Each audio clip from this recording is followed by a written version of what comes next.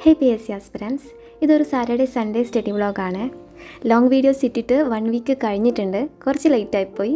ഇതുണ്ടല്ലോ ശരിക്കും കഴിഞ്ഞ ആഴ്ചത്തെ സ്റ്റഡി വ്ളോഗാണ്. ഞാൻ എഡിറ്റ് ചെയ്ത് വെച്ചിട്ടുണ്ടായിരുന്നു, പക്ഷേ വോയിസ് കൊടുക്കാൻ വേണ്ടി കുറച്ച് ലേറ്റായിപ്പോയി. അപ്പോൾ ഈ 2 ദിവസം ഞാൻ പഠിച്ചിട്ടുണ്ടായിരുന്നത് ഒരു മോഡൽ എക്സാം, ഒരു PYQ, ഇത് രണ്ടും ചെയ്ത് നോക്കിയിട്ടുണ്ടായിരുന്നു. അതിൻ്റെ തെറ്റിപ്പോയതും കിട്ടാത്തതും അതൊക്കെ പഠിച്ചിട്ടുണ്ടായിരുന്നു. പിന്നെ ഈ ഒരു വീക്ക് കറണ്ട് അഫെയർസ് റിവിഷൻ ചെയ്തിട്ടുണ്ടായിരുന്നു. അതിൻ്റെ കൂടെ ഈ ഒരു വീക്ക് പഠിച്ച ക്ലാസ്സിൻ്റെ അത് റിവിഷൻ ചെയ്തു. പിന്നെ എക്സാം എഴുതിയിട്ടുണ്ടായിരുന്നു. പിന്നെ പഴയ നോട്ട് റിവിഷൻ ചെയ്യണമെന്ന് വിചാരിച്ചിട്ട് ടു ഡു ലിസ്റ്റിൽ എഴുതി വെച്ചിട്ടുണ്ട്, പക്ഷേ അത് നടന്നിട്ടില്ല. അതിൻ്റെ കൂടെ SCRTയുടെ ഒരു 4-5 ചാപ്റ്റർ റിവൈസ് ചെയ്തിട്ടുണ്ട്.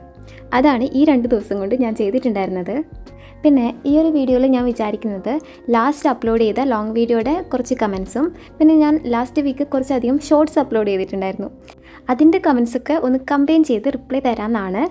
വേറൊരു കാര്യം, ഈ ഒരു വീഡിയോ അപ്ലോഡ് ചെയ്യുന്ന ദിവസം മുതൽ, അതായത് ഇന്ന് മുതൽ ഡെയിലി ഷോർട്സ് അപ്ലോഡ് ചെയ്യണമെന്ന് ഞാൻ വിചാരിക്കുന്നുണ്ട്. നടക്കില്ലോ എന്നൊന്നും അറിയില്ല, but I will try guys. അപ്പോൾ ഫസ്റ്റ് കമൻറ്റ് എന്ന് പറയുന്നത് ഞാൻ എങ്ങനെയാണ് ടു ഡു ലിസ്റ്റ് ഇപ്പോൾ എഴുതുന്നതെന്നാണ്. അതുപോലെ വന്നിട്ടുള്ള ഒരു കമൻറ്റാണ്, എൻട്രിയിലെ ക്ലാസ് കണ്ടതിന് ശേഷമാണോ ടൈം ടേബിൾ എഴുതിയിട്ട് അത് സ്വന്തമായിട്ട് പഠിക്കുകയാണോ ചെയ്യുന്നത്, അതോ എൻട്രിയിലെ ടൈം ടേബിൾ തന്നെയാണോ ഞാൻ ടു ഡു ലിസ്റ്റായിട്ട് എഴുതിയിട്ട് പഠിക്കുന്നതെന്നാണ്. ഇതിനെപ്പറ്റി പറയുകയാണെങ്കിൽ, ഞാൻ എൻട്രിയിലെ ക്ലാസ് സ്റ്റാർട്ട് ചെയ്ത സമയത്ത് ആ ഒരു ക്ലാസ് ഒരു ദിവസം 4-5 ക്ലാസ് ഉണ്ടാവും. അത് ആദ്യം കംപ്ലീറ്റ് ചെയ്തതിന് ശേഷമാണ് ബാക്കിയുള്ള കാര്യങ്ങൾ ഞാൻ പഠിക്കാൻ നോക്കിയിട്ടുണ്ടായിരുന്നത്. പക്ഷേ ഈ ക്ലാസ് കംപ്ലീറ്റ് ചെയ്യുമ്പോഴേക്കും എനിക്ക് രാത്രിയാകും. വേറെ ഒന്നും എക്സ്ട്രാ ആയിട്ട് എനിക്ക് പഠിക്കാൻ പറ്റിയിട്ടുണ്ടായിരുന്നില്ല. അപ്പോൾ 1-2 മാസം കഴിഞ്ഞപ്പോൾ ഞാൻ മോഡൽ എക്സാം എഴുതുന്ന സമയത്ത് എനിക്ക് മാർക്കിൽ വലിയ വ്യത്യാസം ഒന്നുമില്ല. കാരണം എന്താണെന്ന് വെച്ചാൽ, എനിക്ക് മനസ്സിലായിട്ടുള്ളത് എൻ്റെ വീക്ക് സബ്ജക്റ്റ് എന്ന് പറയുന്നത് മാത്സും ഇംഗ്ലീഷുമാണ്. ഇവർ നമുക്ക് പ്രൊവൈഡ് ചെയ്യുന്ന ക്ലാസ്സിൽ ചില ദിവസങ്ങളിൽ എല്ലാ ദിവസവും GK സബ്ജക്റ്റ് ആയിരിക്കും, ചില ദിവസങ്ങളിൽ മാത്രം മാത്സ് മാത്രം പോകുന്നുണ്ടാവും, അല്ലെങ്കിൽ ഇംഗ്ലീഷ് മാത്രമായിരിക്കും. അതായത് ഡെയിലി മാത്സ് ഇംഗ്ലീഷ് ഇല്ല. അപ്പോൾ ഞാനിപ്പോൾ എന്താ ചെയ്യുന്നതെന്ന് വെച്ചാൽ, ആപ്പിൽ മാത്സ് ഇംഗ്ലീഷിന് സെപ്പറേറ്റ് ആയിട്ട് സബ്ജക്റ്റ് വൈസ് ഫോൾഡർ കൊടുത്തിട്ടുണ്ട്. അത് എല്ലാ സബ്ജക്റ്റിനും കൊടുത്തിട്ടുണ്ട്. അപ്പോൾ ഞാൻ ചെയ്യുന്നത് മാത്സ് ഇംഗ്ലീഷും ഡെയിലി ഇപ്പോൾ നോക്കുന്നുണ്ട്. ഒരു 40 മിനിറ്റ് ഇംഗ്ലീഷിനും കൊടുത്തിട്ടുണ്ട്, ഒരു 45 മിനിറ്റ് മാത്സിനും കൊടുത്തിട്ടുണ്ട്. എനിക്ക് മാത്സ് അധികം നേരം ഇരുന്ന് പഠിക്കാൻ പറ്റില്ല. ഒന്നാമത്തെ കാര്യം എനിക്ക് ഇഷ്ടമല്ല. അപ്പോൾ കുറേ നേരം ഇരുന്ന് പഠിക്കുമ്പം എനിക്ക് വല്ലാത്തൊരു എന്തൊക്കെയോ ആണ്. അതുകൊണ്ട് ഞാൻ മാക്സിമം ഒരു 45 മിനിറ്റ് അത്രേ ഇപ്പോൾ ഞാൻ കൊടുക്കാറുള്ളൂ. അപ്പോൾ ആ ഒരു ക്ലാസ് അനുസരിച്ചിട്ട്, ആ ഒരു ടോപ്പിക് അനുസരിച്ചിട്ട് എല്ലാ ദിവസവും മാത്സും ഇംഗ്ലീഷും നോക്കുന്നുണ്ട്. അതുപോലെ മലയാളം നോക്കുന്നുണ്ട്. മലയാളം ഞാൻ PYQ മാത്രമാണ് ഇപ്പോൾ നോക്കുന്നത്. ഇതിൻ്റെ കൂടെ SCRT ഒരു ചാപ്റ്റർ വെച്ചിട്ട് എല്ലാ ദിവസവും നോക്കുന്നുണ്ട്. SCRT ചലഞ്ച് എൻ്റെ കൂടെ ചെയ്യുന്നവരാണെങ്കിൽ നമ്മുടെ 6ാം ക്ലാസ്സിലെ സോഷ്യൽ സയൻസ് കഴിഞ്ഞിട്ടുണ്ട്, ഇപ്പോൾ ബേസിക് സയൻസ് സ്റ്റാർട്ട് ചെയ്തിട്ടുണ്ട്. പിന്നെയുള്ളത് കറണ്ട് അഫെയർസ് ആണ്. കറണ്ട് അഫെയർസ് ഞാൻ ഡെയിലി തന്നെ നോക്കി പോവുകയാണ് ചെയ്യുന്നത്. ഒരു ദിവസമുള്ളത് അന്ന് തന്നെ നോക്കി പോകാൻ മാക്സിമം ട്രൈ ചെയ്യുന്നുണ്ട്. അപ്പോൾ ഇത്രയും കാര്യങ്ങൾ പഠിച്ചതിന് ശേഷമാണ് ഞാൻ എൻട്രിയിലെ ടൈം ടേബിൾ ഫോളോ ചെയ്യുന്നത്. അതിനുശേഷം ഒരു ദിവസം അവരെന്താണോ GK ടോപ്പിക്ക് ഇട്ടിട്ടുള്ളത് അത് ഞാൻ കവർ ചെയ്യാൻ മാക്സിമം ശ്രമിക്കലുണ്ട്. ചില ദിവസം ക്ലാസ് പെൻഡിങ് വരുന്നുണ്ട്. എൻ്റെ ക്ലാസ് ഓൾറെഡി കുറേ പെൻഡിങ് ആണ്. പക്ഷേ ഇവർ പറയുന്നത് ഡെയിലി എന്താണോ ഇടുന്നത് അത് മാക്സിമം കവർ ചെയ്യാൻ വേണ്ടി നോക്കുക. അതായത് പഴയ ക്ലാസ് ഒരു നോട്ടിലായിട്ട് നമുക്ക് ഏതൊക്കെ ക്ലാസ് പെൻഡിങ് വന്നിട്ടുണ്ട് എന്നുള്ളത് ഒരു ലിസ്റ്റ് എഴുതി വെക്കണം. അല്ലെങ്കിൽ നമുക്ക് മനസ്സിലാവില്ല ഏതൊക്കെയാണ് കാണാൻ ബാക്കി എന്നുള്ളത്. അപ്പോൾ ഒരു ദിവസം അഥവാ ഇപ്പോൾ 2 GK ടോപ്പിക്ക് മാത്രമാണ് ഇട്ടിട്ടുള്ളതെങ്കിൽ അത് കംപ്ലീറ്റ് ചെയ്തിട്ട് നമുക്ക് ടൈം ഉണ്ടെങ്കിൽ പെൻഡിങ് വന്നാൽ 1-2 ക്ലാസ് നമുക്ക് കാണാൻ വേണ്ടി പറ്റും. ഇങ്ങനെയാണ് മൺഡേ മുതൽ ഫ്രൈഡേ വരെയുള്ള എൻ്റെ ഒരു ടൈം ടേബിൾ പോകുന്നത്. പിന്നെ സാറ്റർഡേ സൺഡേ ഞാൻ ഈ പറഞ്ഞ പോലെ മാക്സിമം റിവിഷനാണ് ചെയ്യാറ്. അതിൻ്റെ കൂടെ PYQ മോക്ക് ടെസ്റ്റും ചെയ്ത് നോക്കാറുണ്ട്. പിന്നെ അഥവാ ഈ പകലൊക്കെ ഉച്ചയ്ക്ക് ശേഷമൊക്കെ ഉറക്ക് വരുന്നുണ്ടെങ്കിൽ ഇപ്പോൾ ആപ്പിൽ തന്നെ ലൈവ് ക്ലാസ് അല്ല, എക്സാം റൺ ചെയ്യുന്നുണ്ട്. അപ്പോൾ ഞാൻ ജസ്റ്റ് അത് എഴുതി നോക്കും. പിന്നെ റിവിഷൻ എങ്ങനെയാണെന്നുള്ളത് ചോദിച്ചിട്ടുണ്ടായിരുന്നു. എൻ്റെ റിവിഷൻ ഈ പറഞ്ഞതുപോലെ സാറ്റർഡേ സൺഡേ ആണ് ഞാൻ റിവിഷൻ ചെയ്യുന്നത്. അതിൻ്റെ കൂടെ ഇപ്പം ഏതെങ്കിലും ഒരു ടോപ്പിക്ക് പഠിക്കുമ്പം ക്ലാസ് സ്റ്റാർട്ട് ചെയ്യുന്നതിന് മുന്നിൽ അതിന് തൊട്ട് തലേ ദിവസം എടുത്ത ക്ലാസ് ഞാൻ ജസ്റ്റ് ഒന്ന് കംപ്ലീറ്റ് ആയിട്ട് നോക്കുന്നില്ലെങ്കിലും ഈ കളിപ്പെട്ടിയിലൊക്കെ ആക്കി വെച്ച ഇയേഴ്സും അങ്ങനെയുള്ള കാര്യങ്ങളൊക്കെ ജസ്റ്റ് ഒന്ന് വായിച്ച് നോക്കാറുണ്ട്. റിവിഷൻ ചെയ്യാൻ ശരിക്കും പറഞ്ഞാൽ എനിക്ക് നല്ല മടിയാണ്. ഈ പഴയത് പിന്നെയും പഠിക്കുന്നതിനേക്കാൾ എനിക്കിഷ്ടം പുതിയ കാര്യങ്ങൾ, പുതിയ ടോപ്പിക്ക് ഫ്രഷ് ആയിട്ട് പഠിക്കുന്നതാണ്.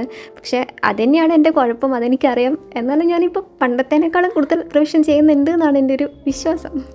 നെക്സ്റ്റ് കമൻറ്റാണ്, നമ്മൾ ഈ ബുക്ക് ഷെൽഫിൽ കട്ടിയുള്ള ബുക്ക് വെക്കാൻ പറ്റുന്നുണ്ടോ എന്നുള്ളത്. ഞാൻ മാക്സിമം ബുക്ക് വെച്ചിട്ടുണ്ട്. പക്ഷേ നല്ല കട്ടിയുള്ള ബുക്ക്, ആ ഒരു 3ാമത്തെ തട്ട് നോക്കി നിങ്ങൾക്ക് മനസ്സിലാവും. അത് വെച്ചത് കൊണ്ട് അതിൻ്റെ ഒരു സൈഡ് ചെറുതായിട്ട് ബെൻഡായ പോലെ ഉണ്ട്. ബട്ട് കുഴപ്പമില്ല, എൻ്റെ ആവശ്യത്തിന് ഇത് ഓക്കെയാണ്. പിന്നെ ഇതൊരു കാണുമ്പോൾ കുറച്ച് ഒരു ബലമില്ലാത്ത പോലെ തോന്നുമെങ്കിലും ഒരുവിധം ബുക്കൊക്കെ ഞാൻ കൊള്ളിച്ച് വെച്ചിട്ടുണ്ട്. ശരിക്കും ഞാൻ ഈ ഫ്ലിപ്കാർട്ടിൽ നോക്കിയ സമയത്ത് ഇതിൻ്റെ സാധനത്തിൻ്റെ റിവ്യൂ നോക്കിയ സമയത്ത് അവരെല്ലാവരും ബുക്സ് അല്ല അധികം വെച്ചിട്ടുള്ളത്. ഈ മേക്കപ്പ് ഐറ്റംസ്, പിന്നെ ഈ കിച്ചണിലാണെങ്കിൽ പച്ചക്കറികൾ, അങ്ങനെയുള്ള കാര്യങ്ങളൊക്കെയാണ് വെച്ചിട്ടുള്ളത്. പക്ഷെ ഞാൻ മാത്രമാണ് ഇത്ര വെയിറ്റുള്ള സാധനങ്ങളൊക്കെ ഇതിൻ്റെ മുകളിൽ കയറ്റി വെച്ചിട്ടുള്ളത്. ശരിക്കും എനിക്ക് തോന്നുന്നത് ബുക്ക് വെക്കാനുള്ള ഒരു പർപ്പസിനാക്കിയതല്ലാന്ന് തോന്നുന്നു. പക്ഷേ എനിക്ക് ബുക്ക് വെക്കണം, എനിക്ക് വേറെ തട്ടില്ല ഗൈസ്. പിന്നെ ഒരു കമൻറ്റ് വന്നിട്ടുണ്ടായിരുന്നത് ഞാൻ പഠിക്കുന്ന കാര്യം, അതിപ്പോൾ ടോപ്പിക്സ് ആയാലും SCRT ആയാലും ജസ്റ്റ് വ്ളോഗിൽ ഷോർട്ടായിട്ട് എക്സ്പ്ലെയിൻ ചെയ്യാൻ പറ്റുമോ എന്നുള്ളത്. അത് ഞാൻ നെക്സ്റ്റ് വീഡിയോ മുതൽ ട്രൈ ചെയ്യാം. അഥവാ എക്സ്പ്ലെയിൻ ചെയ്യാൻ പറ്റിയിട്ടില്ലെങ്കിലും അതും റിലേറ്റഡ് ആയിട്ടുള്ള ക്വസ്റ്റ്യൻസ് ഞാൻ ആഡ് ചെയ്യാം വ്ളോഗിൻ്റെ. അപ്പോൾ അതെല്ലാവർക്കും യൂസ്ഫുൾ ആയിരിക്കും. നെക്സ്റ്റ് വീഡിയോ മുതൽ നമുക്ക് സെറ്റാക്കാം. പിന്നെ ഉള്ളത്, ഞാൻ പഠിക്കുന്നത് ബൈ ഹാർട്ട് ആണോ പഠിക്കുന്നതെന്നുള്ളത്. ചില കാര്യങ്ങൾ ബൈ ഹാർട്ട് പഠിക്കണം. അതായത് ഇയേഴ്സ് ഞാൻ കണക്ട് ചെയ്യാൻ നോക്കും, പക്ഷേ ഇയേഴ്സ് കണക്ട് ചെയ്യുമ്പം എനിക്ക് ആ കണക്ഷൻ തന്നെ മറന്നു പോകുന്ന അവസ്ഥയാണ്. അപ്പോൾ ഇയേഴ്സ് ഞാൻ മാക്സിമം ബൈ ഹാർട്ട് തന്നെയാണ് പഠിക്കുന്നത്. ഞാൻ എങ്ങനെയാണ് പഠിക്കുന്നതെന്ന് ചോദിച്ചാൽ, ഇപ്പോൾ ക്ലാസ് ആണെങ്കിൽ ജസ്റ്റ് ഞാൻ ആദ്യം ക്ലാസ് കാണും, അതിൻ്റെ ഷോർട്ട് നോട്ട്സ് ഉണ്ടാക്കും. ക്ലാസ് കഴിഞ്ഞിട്ട് ആ ഷോർട്ട് നോട്ട്സ് ഞാൻ വായിച്ച് നോക്കും. പിന്നെ പിറ്റേ ദിവസം സെയിം ടോപ്പിക് ആണെങ്കിൽ ആ ക്ലാസ് കാണുന്നതിന് മുന്നേ ഞാൻ ഈ എഴുതി വെച്ച ഷോർട്ട് നോട്ട് ജസ്റ്റ് ഒന്ന് വായിച്ച് നോക്കും. ഇങ്ങനെയാണ് എൻ്റെ ഒരു പഠിക്കുന്ന രീതി എന്ന് പറയുന്നത്. അതിനുശേഷം വീക്കിലി റിവിഷൻ എക്സാം ഉണ്ടെന്ന് പറഞ്ഞല്ലോ, അപ്പോൾ ആ സമയത്തും ഞാൻ ഈ ഷോർട്ട് നോട്ട്സ് തന്നെയാണ് വായിച്ച് നോക്കുന്നത്. നെക്സ്റ്റ് വന്നിട്ടുള്ളൊരു കമൻറ്റാണ്, ലക്ഷ്യമാണോ സൈലാണോ നല്ലതെന്നുള്ളത്. അതായത് ഓൺലൈൻ ക്ലാസ്. ഇത് രണ്ടും എനിക്ക് പറയാൻ പറ്റില്ല, കാരണം ഞാൻ ലക്ഷ്യയുടെ ക്ലാസ് എടുത്തിട്ടില്ല, സൈലത്തിൻ്റെ ക്ലാസ്സും എടുത്തിട്ടില്ല. അപ്പോൾ അത് പറയേണ്ടത് ഈ 2 ക്ലാസ് എടുത്ത നിങ്ങളാണ്. നിങ്ങൾ ആരെങ്കിലും എടുത്തിട്ടുണ്ടെങ്കിൽ കമൻറ്റ് ചെയ്യുക ഏതാ നല്ലതെന്നുള്ളത്.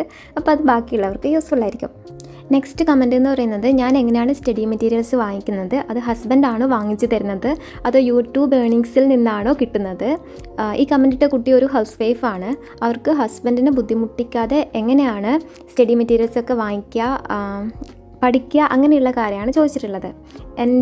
ഇപ്പോൾ എനിക്ക് വേണ്ട കാര്യങ്ങളൊക്കെ ചെയ്തു തരുന്നത് എനിക്ക് എൻ്റെ ഹസ്ബൻഡാണ്. അതിപ്പോൾ എനിക്കെന്ന് പറയുന്നത്, അവന് ഈ സാലറി കിട്ടുന്ന സമയത്ത് ഒരു ഫിക്സഡ് എമൗണ്ട് എനിക്ക് എൻ്റെ അക്കൗണ്ടിലേക്ക് അയച്ചു തരും. അപ്പോൾ അതിൻ്റെ അകത്തുനിന്ന് എനിക്ക് വേണ്ട കാര്യങ്ങളൊക്കെ ചെയ്യും. അങ്ങനെയാണ് ഞാൻ ചെയ്യുന്നത്. ഇപ്പോൾ നിങ്ങളുടെ ഹസ്ബൻഡിനെ ബുദ്ധിമുട്ടിക്കാതെ കാര്യങ്ങൾ ചെയ്യണമെന്നുണ്ടെങ്കിൽ എന്തെങ്കിലും സ്വന്തമായിട്ട് ഏണിങ്സ് കണ്ടെത്തണം. പിന്നെ എൻ്റെ യൂട്യൂബ് മോണിറ്റൈസ് ആയിട്ടുണ്ട്, പക്ഷേ എനിക്ക് റവന്യൂ കിട്ടി തുടങ്ങിയിട്ടില്ല. യൂട്യൂബിന് ഒരു ക്രൈറ്റീരിയ ഉണ്ട്, $100 ആയാൽ മാത്രമേ നമുക്ക് അക്കൗണ്ടിലേക്ക് പൈസ വരുള്ളൂ. എൻ്റെ ഇതുവരെ $100 ആയിട്ടില്ല. എൻ്റെ ഒരു ഫ്രണ്ട് ഉണ്ട്, അപ്പോൾ അവൾ ഓൺലൈനായിട്ടാണ് PSC പഠിക്കുന്നത്. അതിൻ്റെ കൂടെ അവൾക്ക് ആവശ്യമുള്ള കാര്യങ്ങൾക്ക് വേണ്ടിയിട്ട് അവൾ വീട്ടിൽ നിന്ന് കുട്ടികൾക്ക് ട്യൂഷൻ എടുക്കുന്നുണ്ട്. നമ്മുടെ സ്കൂൾ ടെക്സ്റ്റ് ബുക്ക് പഠിക്കുന്ന സമയത്ത് നമുക്കും അത് യൂസ്ഫുള്ളാണ്. ട്യൂഷൻ എടുക്കുമ്പോൾ നമുക്ക് ചെറിയൊരു വരുമാനം കിട്ടും. ഒന്നുകിൽ നിങ്ങൾക്ക് അങ്ങനെ ചെയ്യാം, അല്ലെങ്കിൽ യൂട്യൂബ് വഴിയാണെങ്കിലും അങ്ങനെയും ട്രൈ ചെയ്യാം. പക്ഷേ എൻ്റെ ഒരു അനുഭവത്തിൽ പറയുകയാണെങ്കിൽ ഒരു വരുമാനം വേണം എന്ന രീതിയിലാണ് നിങ്ങൾ യൂട്യൂബിനെ അപ്രോച്ച് ചെയ്യുന്നുണ്ടെങ്കിൽ PSC എന്ന ടോപ്പിക്ക് അതൊരു നല്ലൊരു ഓപ്ഷനായിട്ട് എനിക്ക് തോന്നുന്നില്ല. കാരണം ഈ ഒരു PSC അത് റിലേറ്റഡ് വീഡിയോസ് അത് കുറച്ച് പേര് മാത്രമേ കാണുള്ളൂ. അപ്പോൾ നമുക്ക് കിട്ടുന്ന അക്കൗണ്ടിലേക്ക് എന്നല്ല, നമുക്ക് വരുന്ന പൈസ അത് ചെറിയൊരു എമൗണ്ട് ആയിരിക്കും. ഷോർട്സിനായാലും ലോങ് വീഡിയോസിനായാലും അത്ര പൈസ മാത്രമേ കിട്ടുള്ളൂ. അതേസമയം എല്ലാവരും കാണുന്ന ടൈപ്പ് കണ്ടൻറ്റ് നമ്മൾ വീക്കിലിയോ നമുക്ക് കിട്ടുന്ന സമയം അതിനു വേണ്ടി ചെയ്ത് വീഡിയോസ് അപ്ലോഡ് ചെയ്യാൻ ശ്രമിച്ചാൽ എല്ലാവരും കാണുന്ന ടൈപ്പ് വീഡിയോസ്, ഇപ്പോൾ പറയുകയാണെങ്കിൽ ഫാമിലി വ്ളോഗ്സ്, അതേപോലെ ബ്യൂട്ടി റിലേറ്റഡ് കണ്ടൻറ്റ്, അതായത് എല്ലാവരും കാണുന്നത്. ഓക്കെ, അപ്പോൾ എനിക്ക് തോന്നുന്നു അങ്ങനെ ചെയ്താൽ കുറച്ചും കൂടെ ഏണിങ്സ് നമുക്ക് ഉണ്ടാക്കാൻ വേണ്ടി പറ്റും. അല്ലെങ്കിൽ എന്തെങ്കിലും പാർട്ട് ടൈം ജോലിയോ അങ്ങനെ എന്തെങ്കിലും നോക്കേണ്ടി വരും. ഓക്കെ, അപ്പോൾ ഈ ഒരു വീഡിയോ ഇത്രയേ ഉള്ളൂ. എല്ലാവരും നന്നായിട്ട് പഠിക്കുക, മാക്സിമം റിവൈസ് ചെയ്യുക. Thanks for watching guys. In the midnight glow where the stars align, we lose ourselves in the rhythm divine.